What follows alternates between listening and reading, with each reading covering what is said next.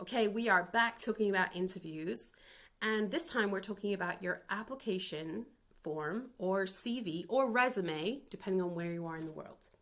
Okay, I'm not going to tell you how to write a resume. If you want to write a resume, go online. There's like a million bazillion websites that you can find about how to write a resume, how to write a CV. Use them.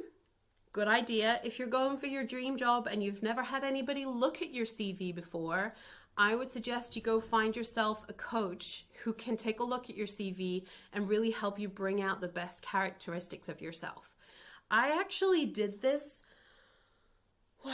way back. I was probably in my 20s. I think I probably had finished university, and it was when I was looking for jobs after university.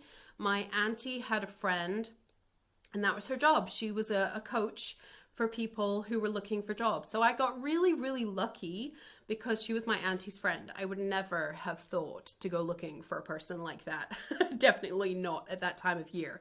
So I just got lucky, and she looked at my experience and she helped me build a CV. And to be honest with you, I've basically been using the same CV for the last 20 years. Yeah, I mean, I've changed it. Obviously, it's evolved over time.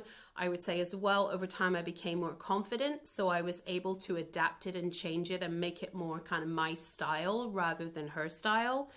But the basic layout, the structure, and a lot of, exactly the wording, because of course I've had a lot of jobs over that time, but the style of the wording, she really taught me how to write your CV, how to write stuff down on your CV, because that is a little bit of a different style of English to writing a letter or writing an email or something like that, right? It's very common in our CV that we're not talking in the first person. I did this, I did that. So it can be a little bit challenging to write. So I would suggest, if you've never done it before and you're really trying to pivot to a new role or go get your dream job, I would suggest spend a little money, even if it's only one session, to get a person to help you build your CV so that it really stands out and looks great. Anyway, back to what we're talking about. So we talked in the last one about trying to figure out how to get your application or CV to match the job description. This is pretty important these days because a lot of companies are using algorithms in their computers that are looking for keywords. So if you don't use any of the vocabulary that's in the job description, you're probably not going to get to a higher level, especially if it's one of those really big companies. They are getting like hundreds of CVs for one job. So they're doing their best to eliminate a lot of stuff before they ever get round to even a person looking at it. So it's a really good idea. The other thing is, even if they don't have an algorithm and a computer looking at it, they probably have like an intern or a lower level employee looking at it. And that lower level employee is just looking to match your CV with the person's specification. Does this person have the qualifications? Does this person have any experience that matches what we're looking for? And anybody who doesn't obviously fit that standard won't even get a look in. So right before you start, you've got to make sure that you're already making it really obvious for them. I am the right person. I have what you're looking for. That's one of the reasons why I said go see if you can get the person's specification. If it's not on the website, I would email them. I would email them and say, I'm just looking for more information about the job. Can you please send me the person's specification and the job description if you have it? It means they already know who you are. It means they already know that you're interested, and you're putting in an extra effort before you start. So that's good. You're putting them on your radar. You're putting you on their radar. Anyway, and it's also giving you more information so you can match up better. So when you are then trying to compile your job description and get myself confused now, your application with the job description, this is the point where we start doing research. So you've got the job description and everything, but everybody's got that. Anybody that's applying for this job, they already have that stuff. They have exactly the same starting point as you. The trick to you getting to the next step is you going and finding out more information, doing more research than what everybody else is doing. That basic level is not going to be enough to get you your dream job. So first things first, you need to go to the company website. Go to the company website, read as much as you can on that website. Start taking notes. If you can, put them in that document, in that folder on your computer. You want to know about this company. You want to look for what are their values. Who is in charge in this place? Who is going to be your line manager? What kind of team are you working on? What kind of projects are they working on? If you have no luck with the website, I would check out LinkedIn.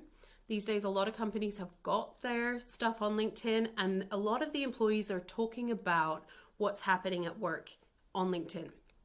So go and have a look at LinkedIn. You can follow different people in the company. You can follow the recruitment team in the company. They will often have a lot of stuff about what's going on in the company.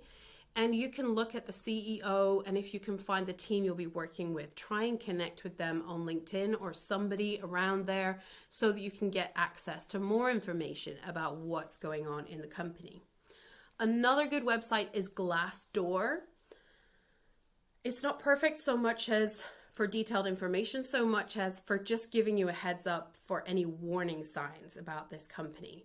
You want to know that the company you're applying for is as good as you hope it is, right? So Glassdoor can just give you a heads up. Is this a really terrible company to work for? If there's a whole bunch of negative comments on there, you maybe don't want this job after all, okay? So it's a good idea to just take a look around, see what different people have said. Of course, there's always people who lose their job and get angry about it and make a comment. They're a one-off. What you're looking for are patterns. Are there a lot of people saying the leadership team is terrible, or the pay is terrible, or they expect you to work so much overtime? That's a pattern. So that kind of pattern can give you an idea. If you're willing to work all the hours God sends so that you can do your dream job, then that's fine. No problem. You need to make sure, does that align with your values, with what you're willing to do? If it does, no problem. So that's really what we're looking for. And that's why I said look at the values of the company, because if they don't have any values, then they haven't even thought about it. They don't even know what they stand for. These days, most companies have gone through the process of figuring out what are their values. If they do have values, that's giving you an idea of how are they planning their business? How are they organizing things? How do they think about their people? And you can see, okay, does that align with my values? If it doesn't, then again, that may be another warning sign that this isn't quite the right company for you. That doesn't mean don't go there. It just means proceed with caution and do your research. Okay, so we talked about doing your company research. You want to understand where you would fit within this company structure, what kind of leadership team, especially if this is a high-level dream job you're going for. You want to know who are you going to be reporting to, who you're going to be responsible for. That's all information that's going to be really valuable when it gets to your interview stage. And finally, after you've looked at all of these different things, then you want to be really clear, do I want to work for this company or not? If you do, excellent, go for it. Make the best application form ever. Spend time on the parts where you need to. You know, if you have to put your education in it, fire it in there. Copy paste from your CV, whatever you do, that's fine. But when it comes to the essay section or the question section, whatever they've got in there, take your time when you're filling that out, because you really want to make sure that you are answering their questions clearly, that you are relating everything you say directly back to the job description. Anything that you put in there should be ways of connecting your experience to that job, ways of demonstrating, I know how to do this job because I've already done this, or I have this experience, or I'm willing to learn this little bit that I don't know, but everything else I've got covered. Whatever the thing is, okay? Okay, that's your application form. Next time we have got through the application process, yay, and we're on to the interview. Okay, stay tuned. Bye.